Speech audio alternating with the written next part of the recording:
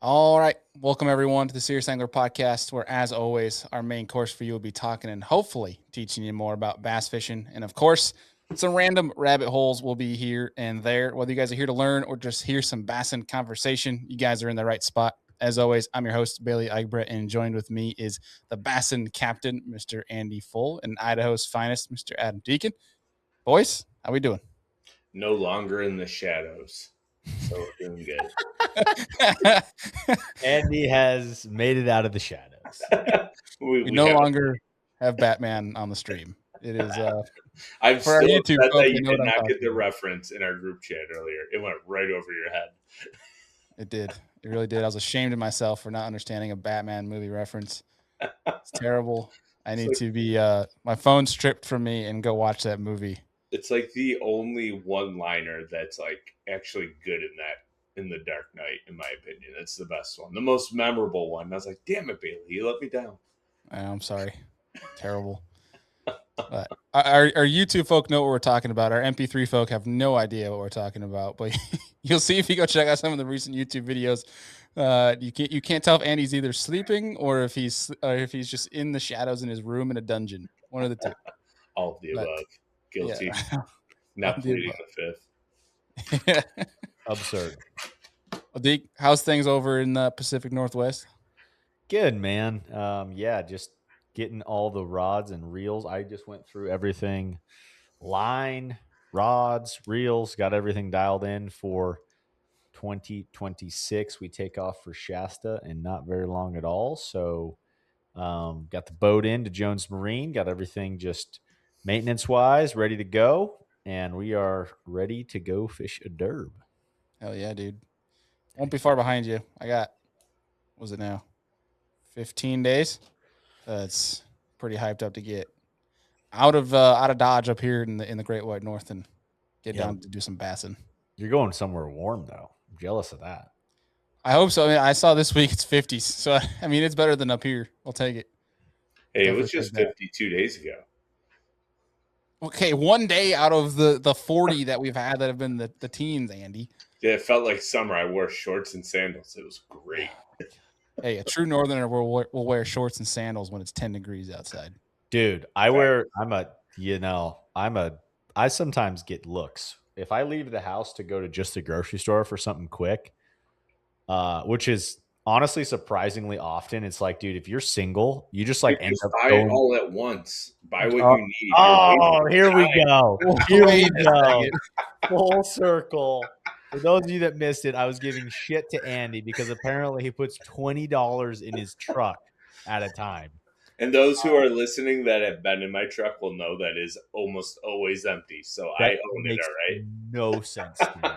If I stop at a gas station, I fill it all the way to the top. I fill my boat all the way to the top. It's like it's gonna bite me in the ass anyways. I might as well make it all hurt once. I'm just saying sometimes I forget things at the grocery store. Like I go and do my normal shopping, and then I'm like, oh, forgot like this main thing. And I go in shorts and flip-flops and then like a puffy jacket all the time, even when it's 20 degrees out like it is right now. Yeah. Andy is the guy where we'll go to a lake, and the lake is 40 miles away. And Andy's got like his range will be like 43. He's like, if we hit the hills right, we'll be all right. We'll be fine. I can't wait. They're like, what? It's so true. I can't wait to get a FaceTime on a boat ramp because your boat ramp, the boat ramp then changes the angle of your fuel tank and you back down it and your ass is going to be stuck at the bottom of it because you're going to run out of gas. No, I plan it out. Like if I know it's going to be close, I'll stop and get gas. All right. Like $10. Got enough to get. No. Just fill that sucker up, dude. I do what I have to. All right. For the people, like, okay, I need it's 110 miles round trip. I'll get 150 miles in my gas tank. I'll be good to go. Crazy. Goodness gracious, dude. Crazy. I want to know. I want to put it out to the people. Obviously, this is more of the YouTube folks. You have a comment section handy there. Otherwise, if you're obviously driving, do not do anything on your phone. But I want to know if you're more like Andy, if you're more like Deacon and I, if we go to the gas station, we're filling her up. Because we don't want to go back for a while. I know I'm in the minority here, so like it's fine. I'm just genuinely curious. I want to know how many people are like that. It's if more people are like this, I'm gonna be so confused. It's not laziness though. You're already going to the gas station. If anything, you're doing more work than we are. Yeah, like it's just dumb. That's all. It's fine. It's fine. I will die on this hill. Judge me all you want. I got thick skin. Okay, we do it out of love. That's right. That's funny. I don't know why. I've just always been that way. I'm like, I got enough gas. I'll get there.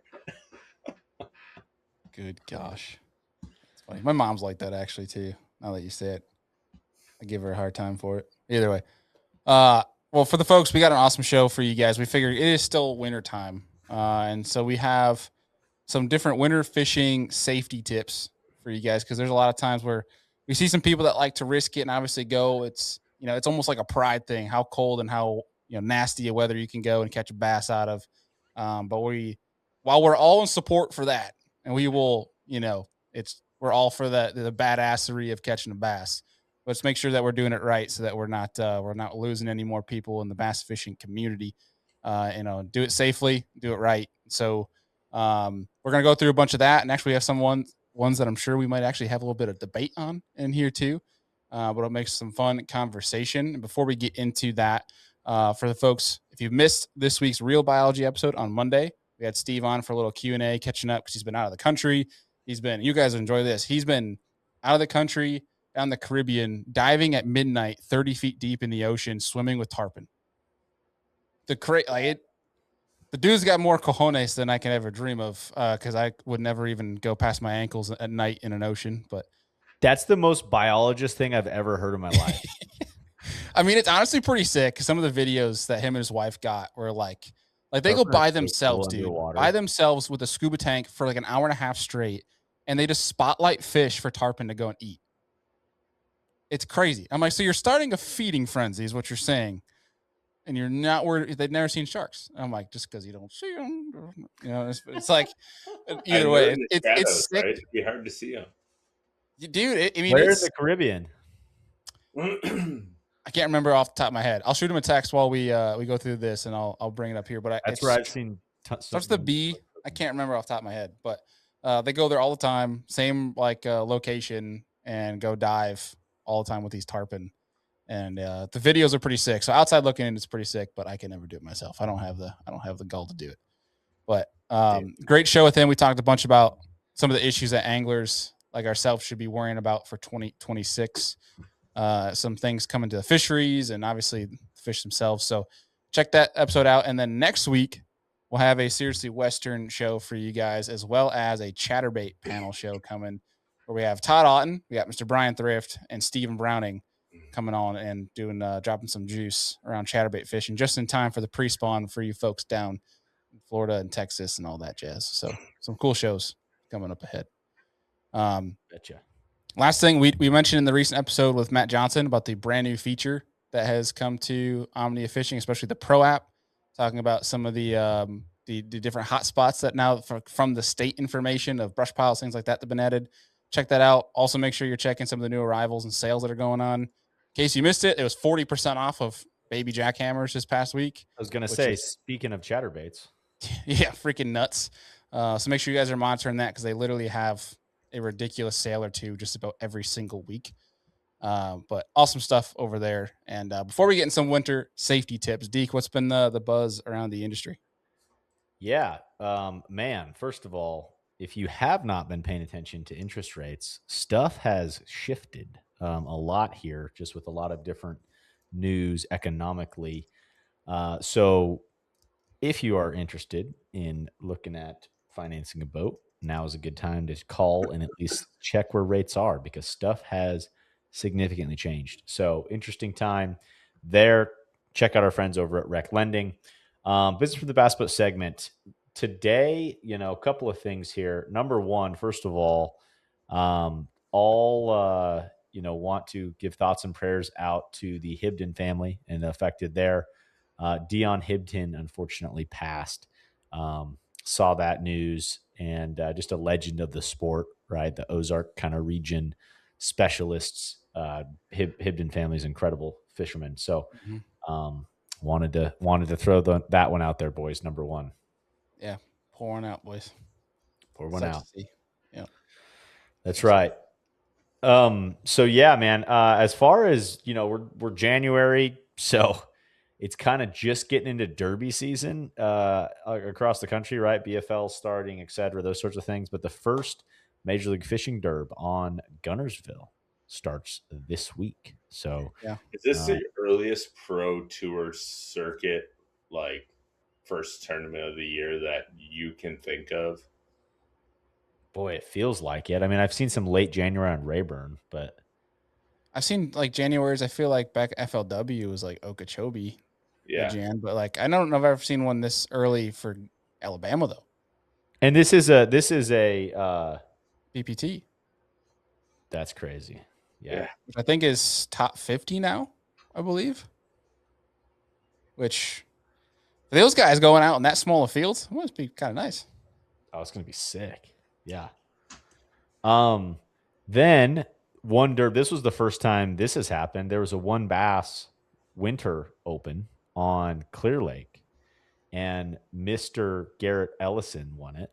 Washington boy, dude, young hammer, and he did it in a dominating fashion. Had 98.37 over 3 days. I think second place was 92.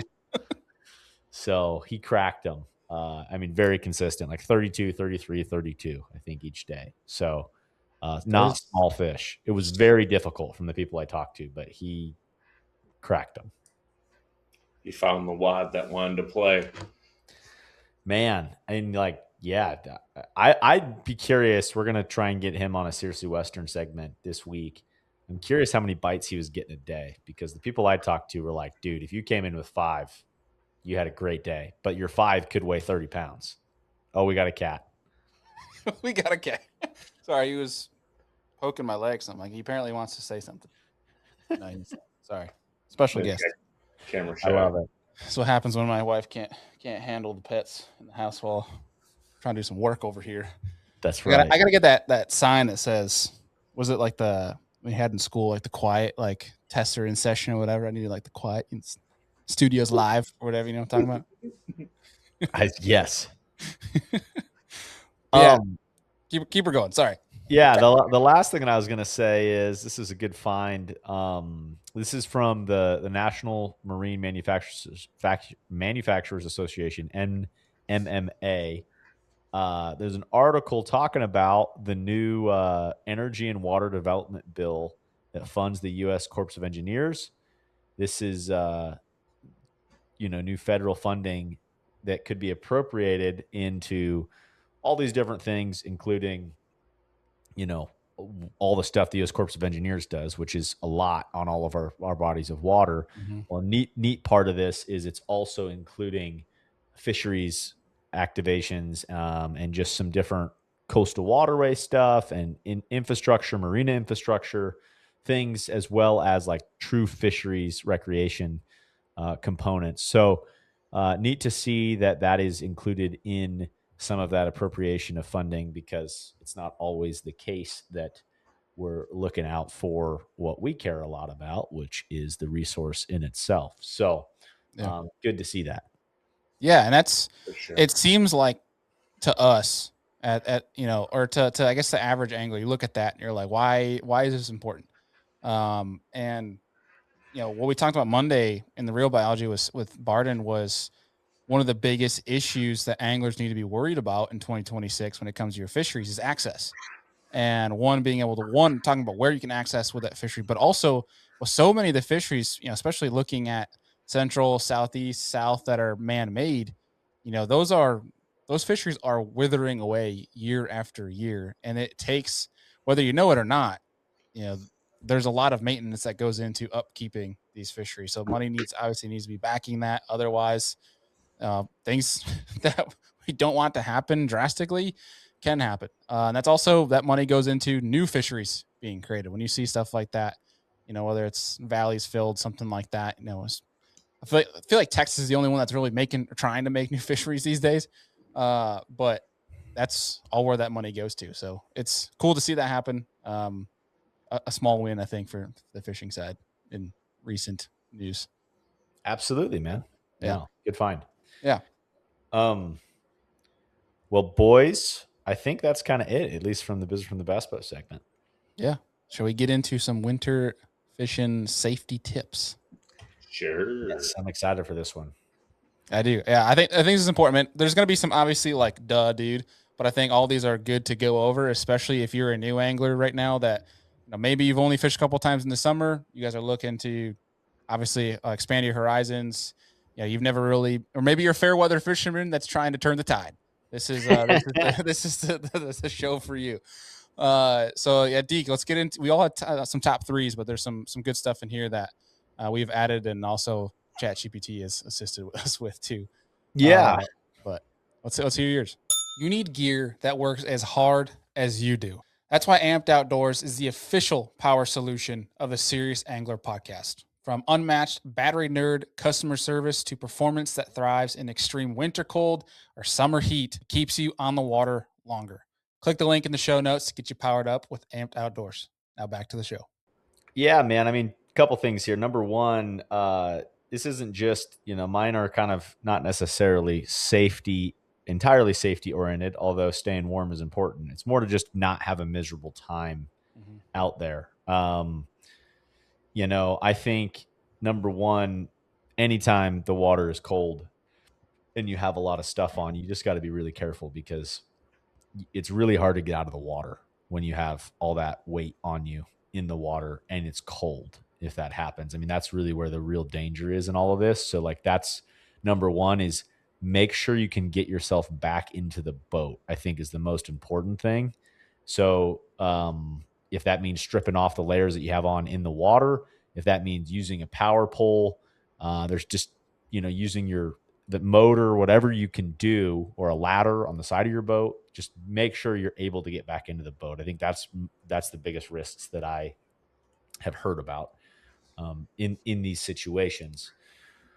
But should I get into kind of some of my tips here? Yeah, let it rip. All right. The things that I have found, because it's so true, man. Like, it's not fun to fish when you're also freezing cold. So like, if you can actually not be cold on a sunny, cold day in the winter, it's wonderful. It's like some of the best fishing, no one out there. It can be borderline fantastic, or even if it is nasty, but if you are dressed properly, it can be so enjoyable. My number one tip, man, is I use fingerless wool gloves all the time. You can buy them anywhere, super cheap and easy. I really used to like First Lights, but now I don't think they make the fingerless ones, but there's just a lot of just basic fingerless wool gloves. And the reason this is so important is wool is, especially merino wool, all wool, stays warm when it gets wet. So like, I mean, if you get wet in it, like you're gonna inevitably, if you're catching fish, get wet. You don't. It dries relatively quickly, but also it stays warm. It's not like a cotton glove or something that catches the wind and then you're cold again. So I don't know about you guys. That's my favorite way. I like being able to feel everything with my fingertips for the most part. But if it's really nasty, then the next tip is to throw on either a medical glove, a heavier duty medical glove, or a mechanic's glove underneath it. So it's just like skin tight, so that you can still do all the things you need to do, but you have that wool on the outside as well. And I'll be honest, your hand can be kind of gross at the end of the day because it's been sitting sweat, inside of a rubbery glove, like you would anticipate. But I don't know. I'm curious. What do you guys like doing for your gloves and whatnot? Dude. And I'm talking just fishing. Obviously, driving the boat, I put on big, heavy gloves. I hate wearing gloves. Absolutely hate it. I won't wear them if I don't have to. But yeah, it's the same thing. I'm just fingerless wool gloves if I have to, right? Okay. Yeah. And have to for me is like under 25 degrees. But as I'm driving the boat, they're on. Fortunately, my hands don't get cold very often. And if they do, I have super hand warmers in every pocket that I can think of. Andy's known as bear paws around these parts. For a reason. Down with that, dude. Absolutely on the fingerless wool. I think I love that you mentioned the medical gloves underneath. Because I've been doing that for years. Not even for fishing. I used to do it for lacrosse all the time when we've had cold weather games. Yeah. We'll put those under the gloves. You see soccer guys do that too. But yeah, that's a big one because it retains all that heat in there. But yeah, Deacon mentioned it, hit on the head too. Your hands will be sweaty as hell by the end of the day. It's crazy. And you just don't get that like cut from the wind. You know what I mean? On bare skin. And I'm talking when it's really cold. Most of the time I'm wool gloves. Like 90% of the time in the cold, I'm wool gloves, unless I'm driving the boat, then a glove over that. But then yeah, if it's like really, really windy and cold, then throwing that medical glove on, you can do most things, dexterily with your fingers and stuff with those. And they're cheap as hell. You can get like a 200 pack for $7 on Amazon or something like that. Kind of cutting into my top 3 a little bit with this, but the with what I do, Andy mentioned hand warmers. When I do with the fingerless wool is I will, especially if I still use these older pair of Sims ones, and I'll take the hand warmers and I'll shove them in behind my hand so they're sitting in the glove on my hands constantly. Oh, interesting. Yeah. I'll put it under the glove. Especially I could do it under my palm on both sides on like the reel handle side. Right. I don't do it obviously on my rod side because obviously you want to be able to feel the rod is right. Yeah. But that's one that's I like too. But that's a good one. I haven't thought of that. That's a really good idea. Yeah. Obviously if your gloves are super tight, you can't really do that, but yeah. You get ones that are a little bit more cushiony. Do you want to just go into yours? Do you want to just like switch off one and one here? Yeah, we can kind of just cross ours off as we go, I suppose. But yeah, I guess on the line of talking about hand warmers, I use heavy on hand warmers. Like Andy mentioned it perfect. Every pocket probably has a hand warmer in it, but also big on the body warmer, like the adhesive pads. Line those up on the areas more so. I've never really used them too much for fishing, but like hunting especially, like I line them up big on back, on the chest, but then I also will take it on my face liner, where you cover your face. I can't remember the name, like a gator. Yeah. I'll take an adhesive and slap it on the back of my my face cup. I can't remember what the hell's the name of it. I'm like a face mask, like a neck mask, yeah, something. Neck warmer, face mask, yeah, whatever. But basically, what I'm trying to get at, whatever's going to be on my back of my neck, I will put an adhesive body warmer on there, so I have something warming the back of my neck. Interesting. Yeah, that's been amazing. That has been awesome. It sounds nice. Because how many times you sit there, you're so cold, you shrivel up your shoulders and everything because you're trying to warm that part of your body. Yeah, I always have a hood on. I'm always hooded up because of, staying warm on your neck. Yeah, see, I try to avoid the hood, at least for me, just because I'm big on like having full mobility and rotation. Oh, hunting, I agree. Hunting, yeah. And I want to be able to hear, and not have a hood. Yeah. Yeah, that's a big one for me anyway. Big on the hand warmers. Especially because and those adhesive ones for sure, because I'll use like a heated vest and stuff like that for hunting. But like, I don't know, something with water and being around that and fishing. I don't know. Yeah, electricity. Yeah.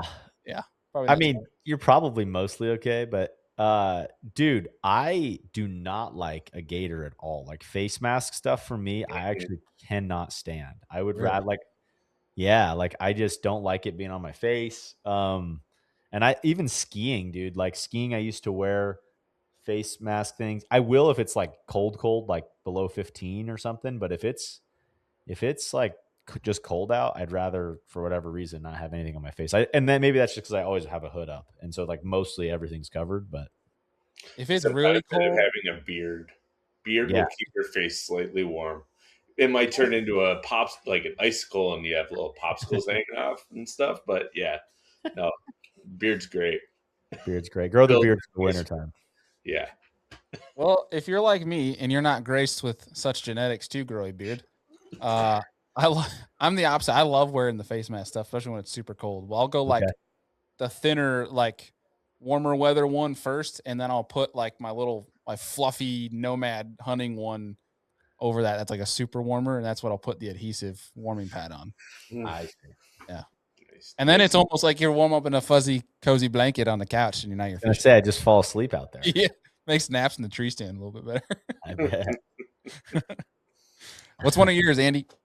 Well, I mean, from a safety standpoint, I don't see enough people doing this, and that's just wearing their PFD, right? Like I'm kind of going like general smarts here.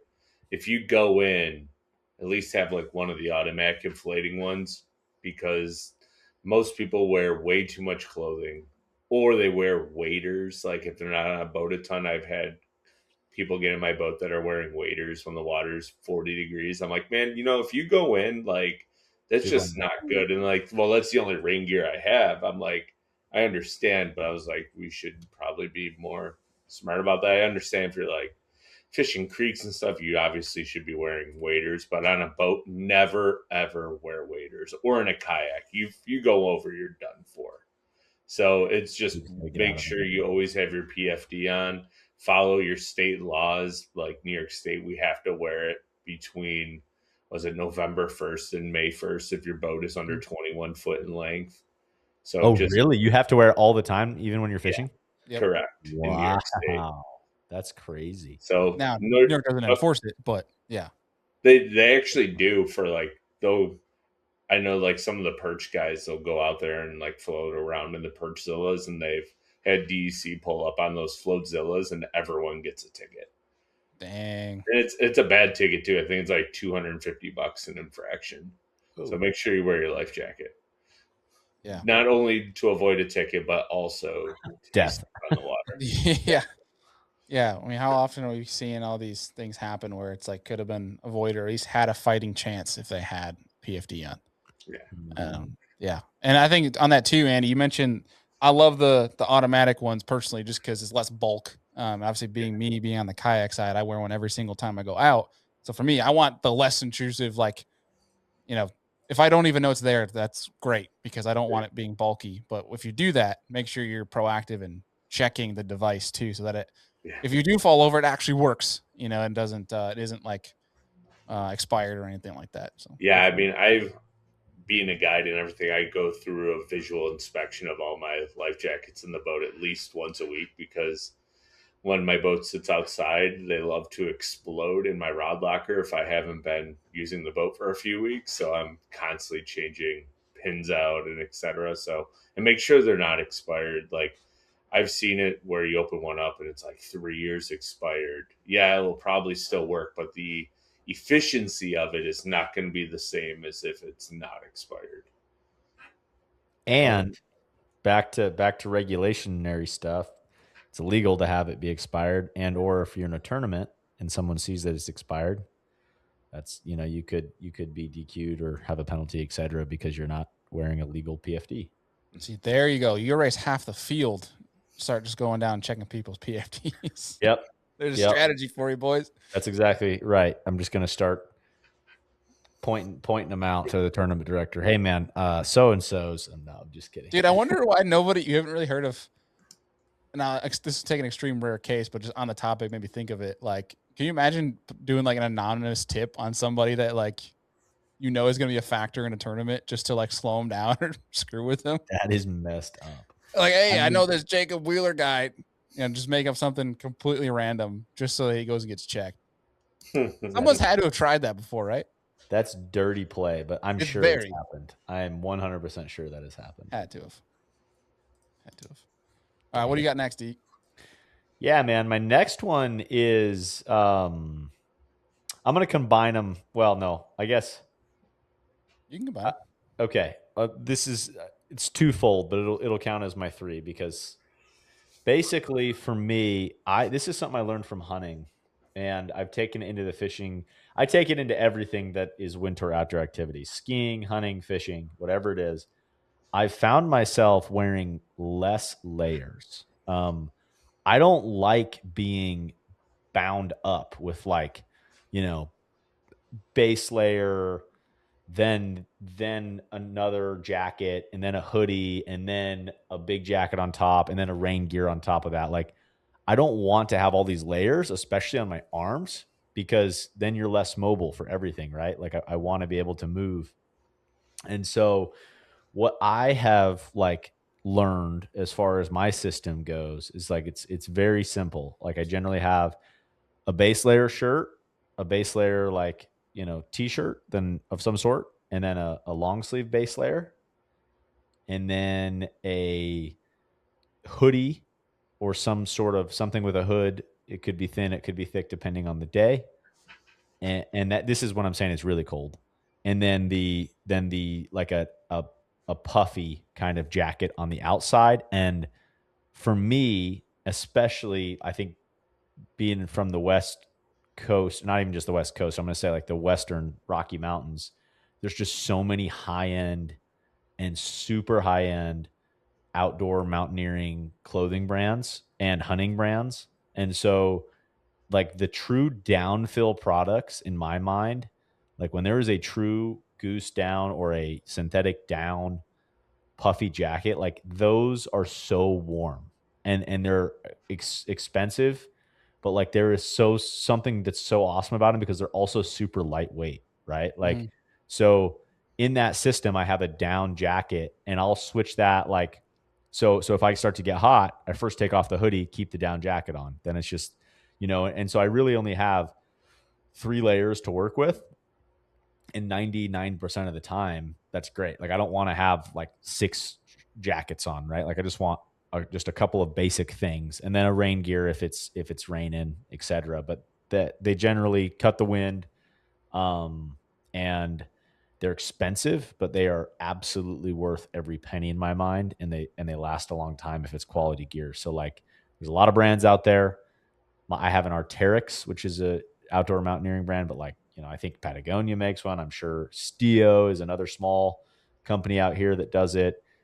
North Face, all of them now. I mean, and then now you have like, right, Sitka and Kuiu and all the hunting brands are in the same game, right? Sims, right? Like, everything down, man, is just it's the way to go. I for a while I was like, I'm not spending X amount of dollars on a jacket, and then I bought one, and I was like, I'll never not buy one. Yeah, I've seen you wear that a lot. Yeah, I've had it for like preaching, yeah. It's like a $400 jacket, and I got it for on sale that was like $250 or something. But dude, I've had that thing forever. It's probably one of the most used pieces of gear that I own. I use it hunting. I use it everywhere. Yeah. The wintertime, if you're looking at fishing when it's very cold, or there's elements coming that are, rather on the side of brutal, if you will, that most people would stay home for, that is where, like, I'm not saying you need to go spend a ridiculous amount of money on clothing, but that is where that clothing typically shines. It's worth the money. Like, there's a reason why most of that gear is worth the money. Like, I know the Sitka guys get a lot of hate, and I used to be the one that teases my buddies that wear Sitka, but this year, for the first time, I wore Sitka, and I see exactly why. It is what it costs. And so, like, it's like, if it did, to Deacon's point, it's worth the investment if you take care of it. It'll last a long time. But I like the less layers too, because I'm the same way. It's 4 is my max when it comes to layers. And that has to be really cold. It's always the base long sleeve. If it's really cold, I have like it's not like it's kind of like a crew neck, but it's like that fleece lined. I'm trying to remember this. It's kind of like that checker pattern. I can't remember what it's called. Oh yeah. Those are like a Henley kind of style. I honestly, I have no idea what the name is. But I'll have to bring it up after this. But either way, it's super warm. Put that under, and then it's typically the jacket over that. If it's really cold, then it's hoodie, then jacket, or like an insulated jacket. Yeah. But then bottoms are base layer bottoms, sweatpants or pants, and then bibs. Yeah. That's just for mobility. Good.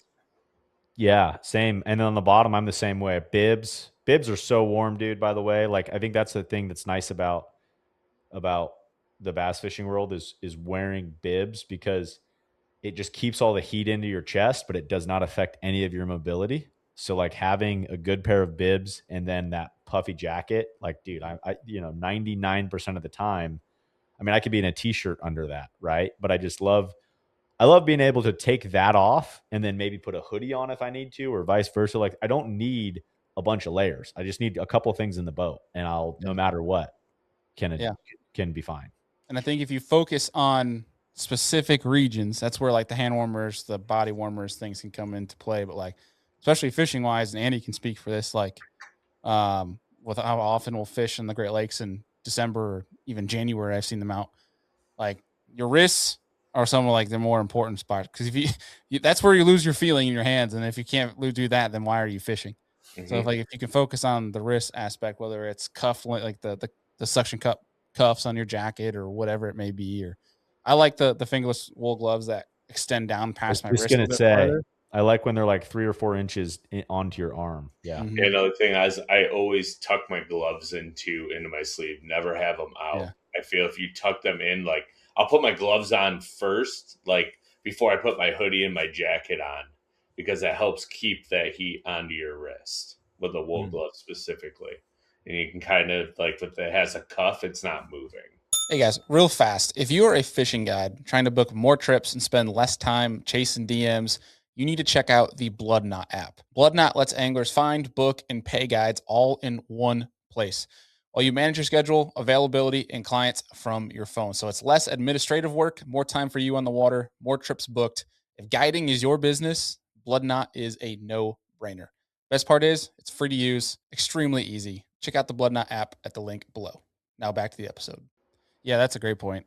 Tucking in, because I've seen some people do that too. That's a great point, Andy.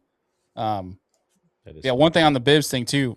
And I know we might get into this a little bit with Andy, but with the bibs, if it's not raining, the Blackfish Gale bibs, which I think are under $200, like Fantastic. super insulated, extremely warm. If you're not in pouring rain type of conditions, you can still use it when it's wet. Like if it's snowing or like you're landing a bunch of fish and fish in your lap type of deal, it'll still be fine. It's like water resistant up to a fairly decent point. But if it's pouring rain, obviously it's going to come through at some point. Those are the best bibs, at least that I found when it comes to cold weather stuff. Yeah. And it's like perfect wind and like wind resistant too. Like it's not coming through, but it's also keeping the heat in. Dude, it looks like they're $51. 51. What are y'all doing here? Don't listen to this podcast anymore. Go buy them something. Clam's website. Oh, Yeah, but it's only the big boys. 2X, 3X, and 5X. So after under layers 2X, I can fit in those. I swim in the XLs. They're great. No, but no, I'm going to piggyback on that. Like base layers, right? Like, and I think what you're talking about was thermals, Bailey. Well, we were talking about like insulated stuff versus rain gear. No, but I was going back to the base layer talk real fast, like layering. Sorry, like, thank you. I'm base layer, top bottoms, right, and then thermals. But I don't know, it's like 6 or 7 years ago, I picked up a pair of fleece lined Under Armour Storm pants, and they're also windproof and slightly water resistant. So those are what I always wear when I'm bass fishing and on the boat. And they got cargo pants. What? Like the cargo style pants? No, they're like sweatpants, and they're cuffed. They go for underwaiters. They're like for guys duck hunting and stuff. Exactly. So I have those underwater pants that I'll put over top of the base layer, and a lot of times they're water resistant plus windproof, so my legs are never cold. Wool socks are a must, but try not to go overboard on the boots. Like I'll wear muck boots, and it's the wrong thing to wear because they also fill up with water and get very heavy. But I trust myself not to go into the water. But always have good boots on, especially if they're insulated and you can get those. But less layers is better. But my extra tip is if you have space in the boat, always bring extra clothes. Because if it's raining and you get wet or you fall in, instead of making that 30-mile run back to the boat, truck, wherever you are, have them in your boat, just change real quick, get dry. It'll save you. Like if I know I'm going out in the fall and it's going to be 40 degrees and pouring rain, I will always make sure I have extra clothes in a dry bag, because if I get a moment and I'm soaking wet for whatever reason, I can just change out, put on a fresh hoodie on underneath all my base layer, and you're instantly warm again. Put a towel in there too.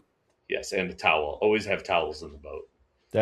Those are great tips. That's something that I've done in the past, and I don't know if I have it in my current boat, but like I think something is like take an old t-shirt, an old hoodie, socks, like whatever, and then put them in a dry bag, and you can just use a dry bag to roll it up really tight so it's pretty small, like it's almost like vacuum sealed at that point. Slap that thing in there and just leave it in there year round. I mean, even if it's not saving your life one day, like someone else could fall in on a boat near you, and you can go give that over to somebody. Like in the fall time, like if I can, I'll have an extra set of rain gear, an extra hoodie, extra pants, extra socks, extra set of gloves.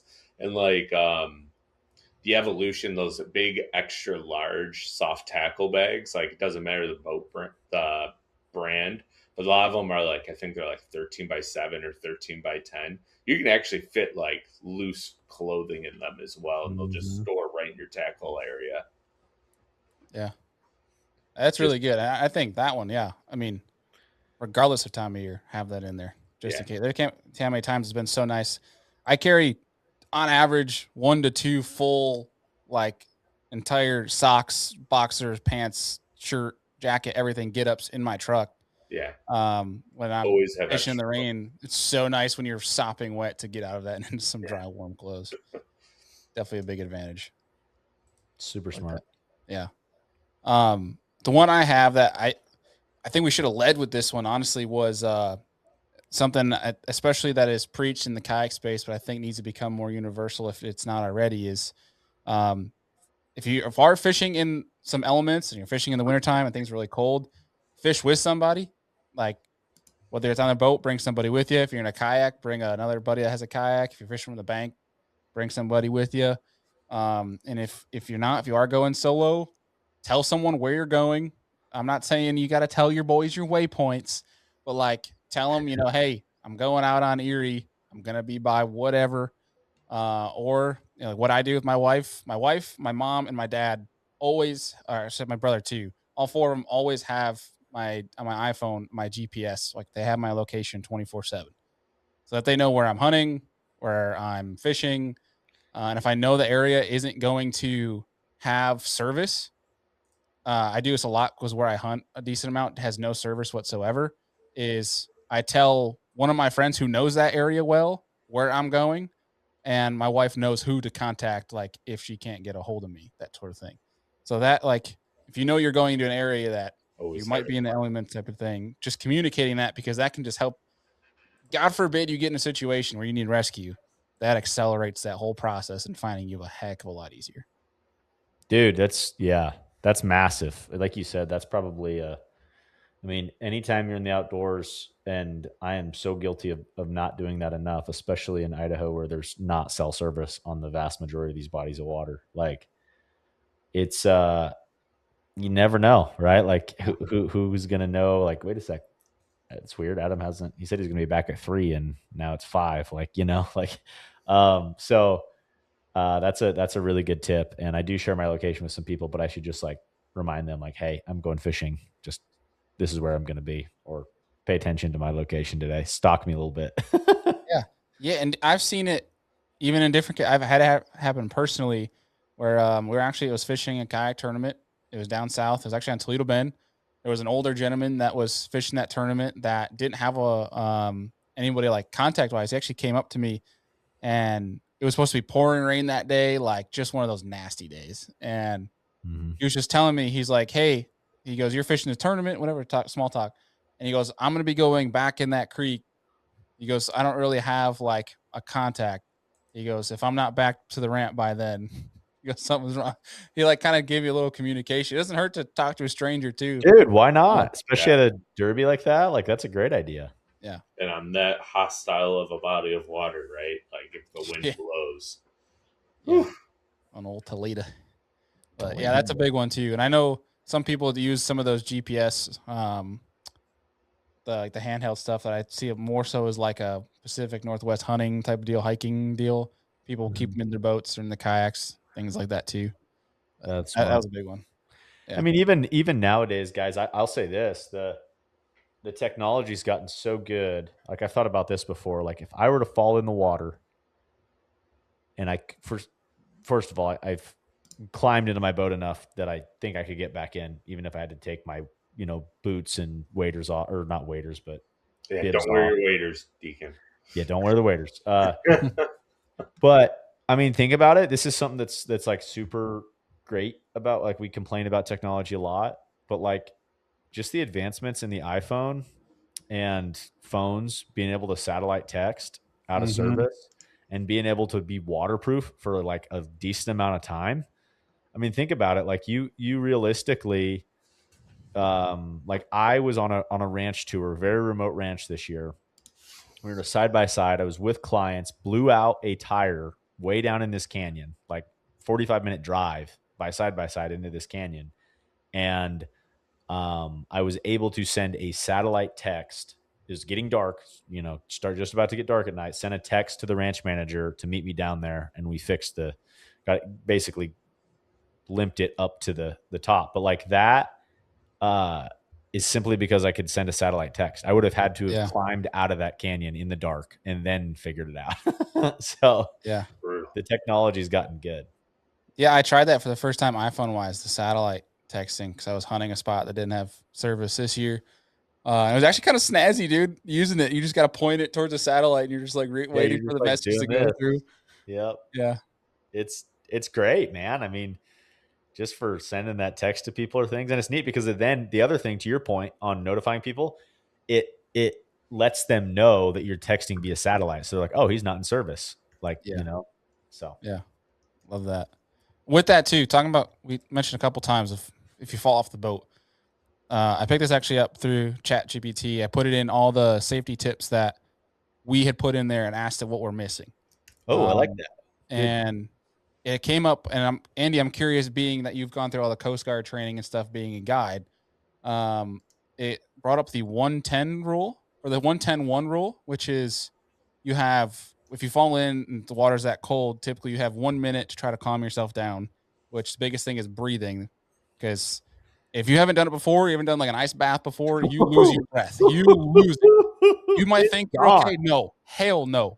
You're like, yeah, there's no such thing as breathing. So you get a minute to calm yourself down, try to gather some sort of breathing.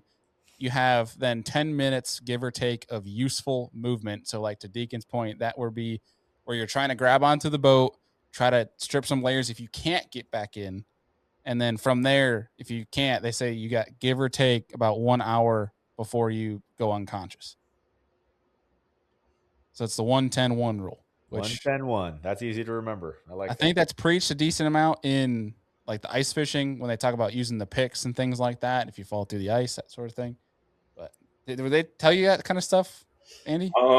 So a little bit, right? Like it's more the marine merchant credentialing, like how to get somebody out of the water and like what you have to do if somebody goes overboard. Personally, I'm not allowed to guide from December 1st through April 1st with the insurance I have due to cold water, and there's too much risk.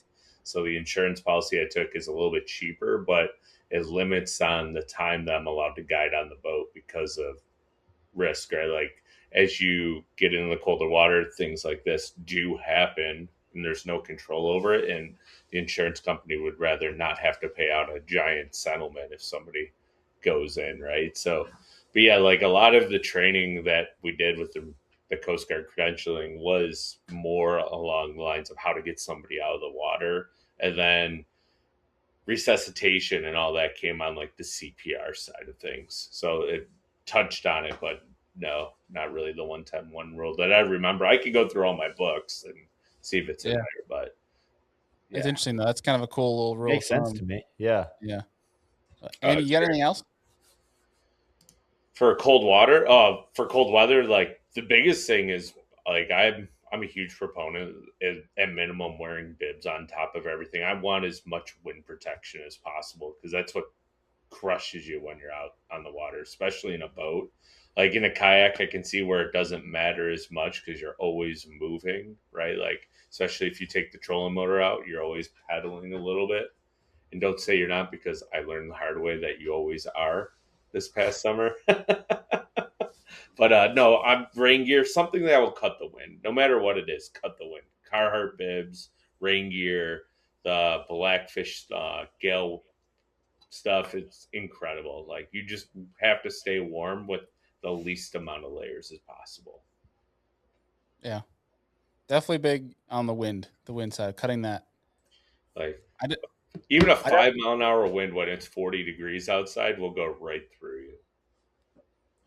And that's where I think it goes back to, like, obviously if you have it in your budget to spend the money on some, like, at least when it goes to your outer layers, of spending a little bit more money on some nicer stuff because you can get a mix of what you want. Obviously if it's going to be precipitating at all, you're going to want rain gear. For me anyway, if it's not, I don't like to wear rain gear personally, just because it feel like restricts me, and that's just a selfish thing more than anything. Oh, it's same. But Yeah. depending on what you got, I mean, you can get some pretty good stuff out. Thankfully, now kind of like similar to rods and reels, it seems like the lower end stuff you can buy is a little bit more nicer. But Yeah. some things are worth spending more money on, especially if you're gonna put your life on the line when it comes to colder water and some elements. Might as well spend the money on some nicer things to keep you protected. Absolutely. Yeah, and I think you can pick and choose, right? Like I think like it's nice. Like this is during Black Friday this year, I bought some Kuiu like merino wool base layers. It's the first time I've ever had kind of nicer base layers.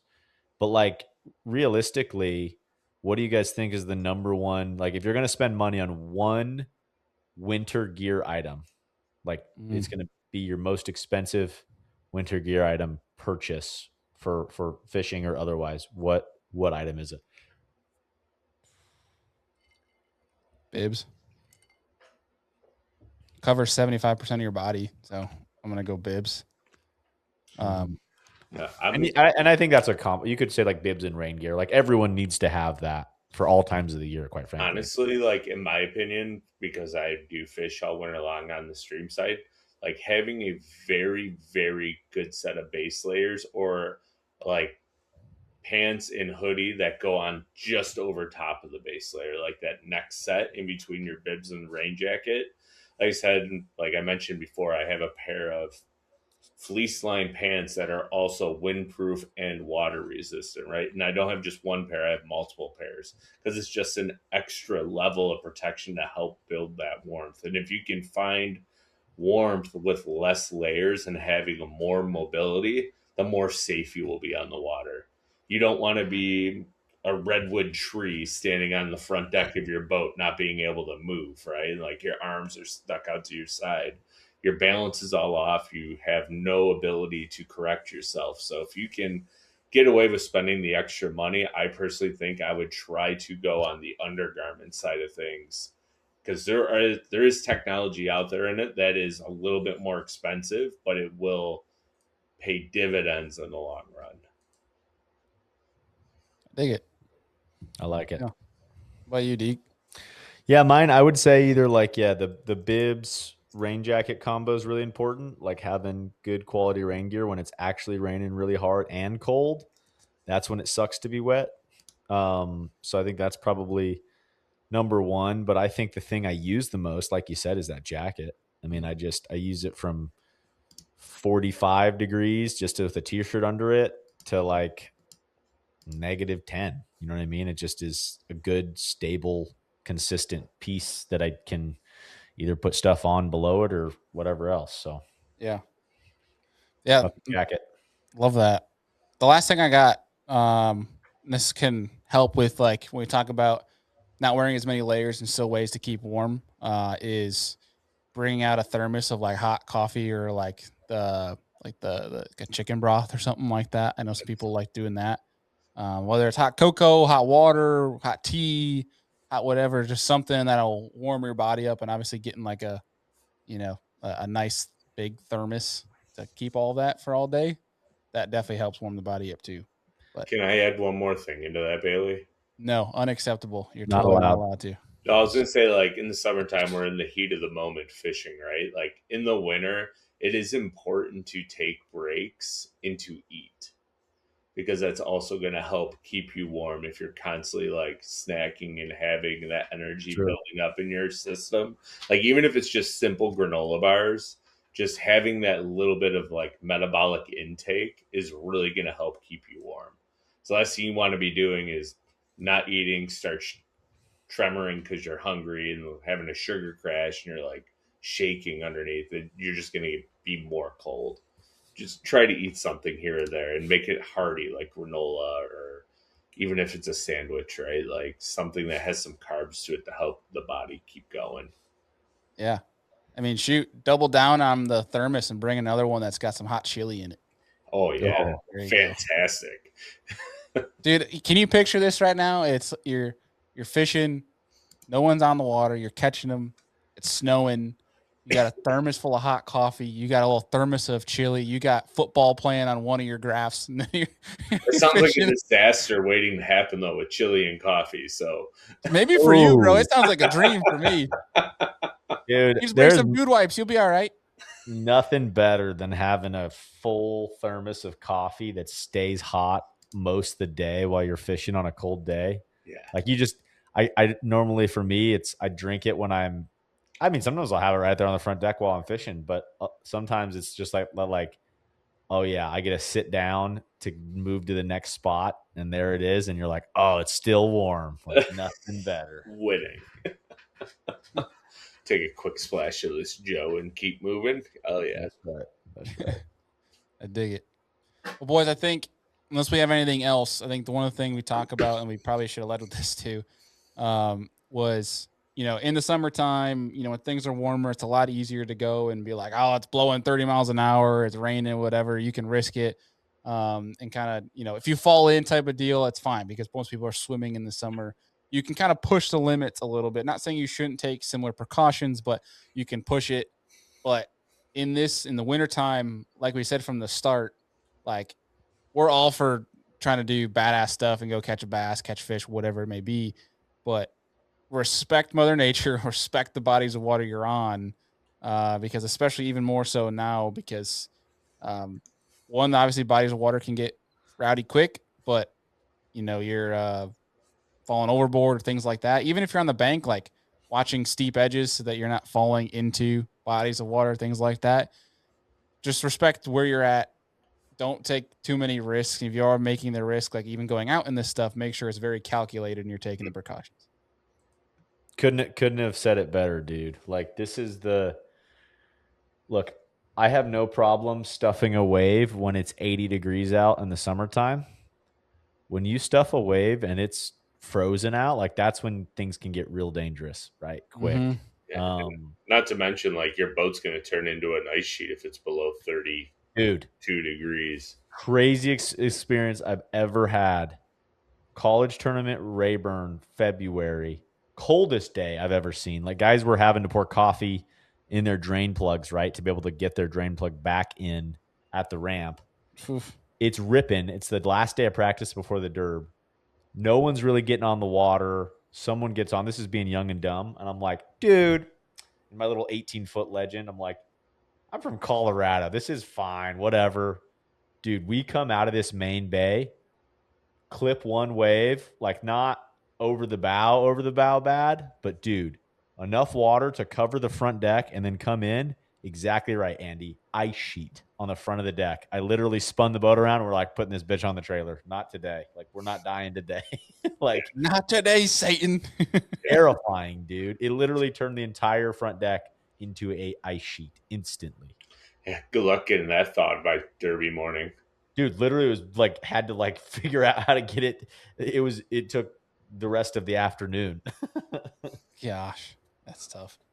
Oh. Well, boys, anything else we might have missed? No, just stay safe. The biggest thing, right? Like just be smart, use your head, and stay safe in the winter month. Like stay safe always, but take the extra precautions this time of year to be prepared, have a plan, and then execute that plan if something actually were to happen. Yeah. So. Good time of year to overpack, bring extras of things.